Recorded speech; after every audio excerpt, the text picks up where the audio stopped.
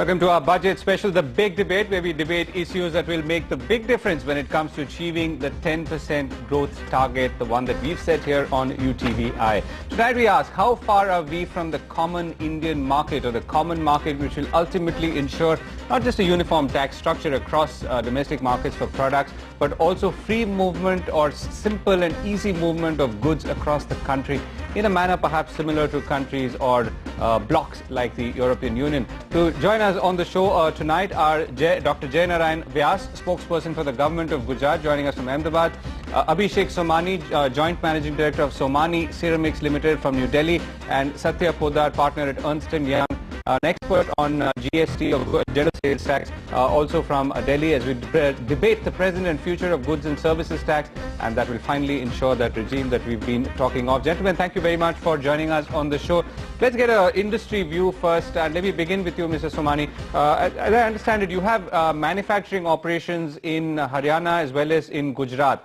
Can you take us through what it means today to transport, let's say in your case, ceramics or ceramic tiles across the country to various markets? What are the kind of hurdles that you face while doing so?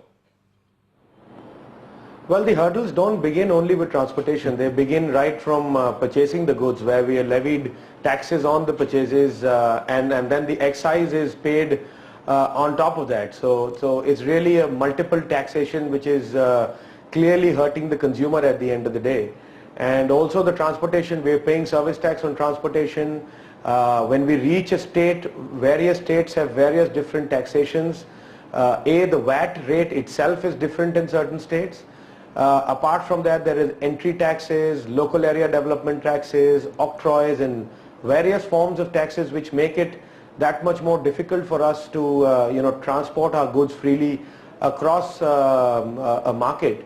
And on top of that, basically it's hurting the consumer. Right. So what's the ideal situation, and where do we stand vis-a-vis that ideal situation when it comes to harmonizing taxes at this point? I think if you're taking cues from the global leaders, be it Singapore, be it whether GST, and be it anywhere in Europe, I guess the first thing is that I believe there's been rumors of a single tier and a double tier taxation. There's one thought which says that we must have one taxation, and the other one there's a thought of dual taxation. So clearly, if we need to have any huge impact on the growth or on the industry, clearly there has to be a single taxation which will encompass the excise, the sale tax, the CST, and the service tax all put together. Only then we'll see some real impact coming through to the industry and finally to the consumer. Mr. Somani, if I can come back to you, so you have a government spokesperson saying that, they're completely in consonance with this. They're also looking to create a field or a level playing field for industry to sort of move products and services across without any hindrances. So where then is the problem? We have seen VAT being promised, I think 3 years ago, and till now there are certain states which are not following a single rate of taxation. So I just wonder as to how quickly they'll be able to put in the GST, and more importantly in what form. There are already enough debate as to some states not agreeing to the single taxation, and there's another view where they're already talking of a deferment of and the GST not meeting the next year's deadline. So I really wonder as to where we are going. Welcome back. Can India ever have a common market? There is in fact no denying the fact that a uniform tax regime via the GST route has done a world of good to economies across the globe. It's more than 100 countries. But in India, the implementation still looks like a distant dream, and we've already heard some of the key challenges ahead in particularly beginning with legislative or changes in the constitution to ensure that the taxes can be imposed uniformly. Mr. Somani, let me begin with you. I mean, you are really pointing out, that we've been hearing the value-added tax regime implementation schedule for a while. We've not made full headway there, and the GST obviously is a kind of next stage which looks even more challenging. Now, when on the issue of, still sticking to the sort of ease of transmission of goods from one place to the other, of purchases of raw material, as you pointed out, what can we do or can the budget do to ensure that there is some sort of interim relief? Interim, I don't mean it for a few days or months, at least an interim, something that kind of makes things easier and suggests that we're moving in the right direction? Well, I think with the VAT now being pretty much fully implemented, I think there's been a fair amount of work which has gone into that. I don't see any interim relief, but I think it's not a distant dream. I think I'm pretty optimistic on this.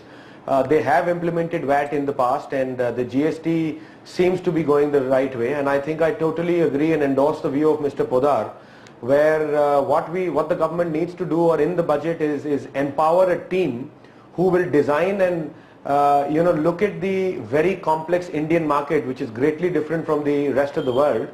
Look at the idiosyncrasies, look into the idiosyncrasies of the Indian market. And the key would be to implement it with a complete design, timelines, and also schedules adhered to. I don't see it happening overnight. It would take time. The industry is being patient. It would be patient. But I think if the design is correct, I think I'm quite optimistic about it being implemented sooner than we expect. Right. Can I ask you a slightly maybe tangential question? As a manufacturing enterprise, what are the 2 or 3 key things that you are expecting from the union budget this time? I think maybe a little more support. There has been talks of reversing the excise duty, which was changed on the 1st of December last. When the economy went through these turbulent times. So maybe we're still not out of it. So what we would hope is that another 6-month extension or maybe a year extension until we come back on our feet, the entire industry which I'm talking for. So that's one thing, is that we should not roll back what we had done on the 1st of December and give the industry a little more support. Take a more stringent action towards bringing down the interest rates to support the industry, which ballooned over the last 12 months. There have been some respite here. We are looking for more respite on that front. Right. Mr. Somani, last word from you. I mean, are you, as we go into this budget, your sort of the key wish list point, if we can call it that? I guess non-reversal of what they had done in December. And an interest rate, look at the interest rates clearly to fuel the industry, fuel the growth. I don't think I can expect any more out of this budget, which is going to be in pretty much of a hurry. So that's it. But I would like to congratulate as to what Mr. Vyas said about the Gujarat. And having worked in Gujarat, I guess you don't need tax havens anymore. You need to provide infrastructure to the industry, and you need to provide the right support. Gujarat is probably the only state where there is no tax haven, there is no subsidy. It's still probably the best state to work in, and it's in any industry's dream to be having a manufacturing plant somewhere in Gujarat. So you really don't need a Baddi, you really don't need a Himachal. Right. Right, and that's something that we should be watching out for on the 6th of July in the Union Budget Address. Gentlemen, thank you very much for joining us and sharing your views on how we could have a uniform tax regime and what it will take to do it. And it does seem fairly much in control and achievable, considering that a lot of work has been done and consensus has been found. An action plan or an action roadmap is what is called for at this point. Thank you very much for joining us, and thank you for joining us on The Big Debate. We are back tomorrow evening, same time, with another topic.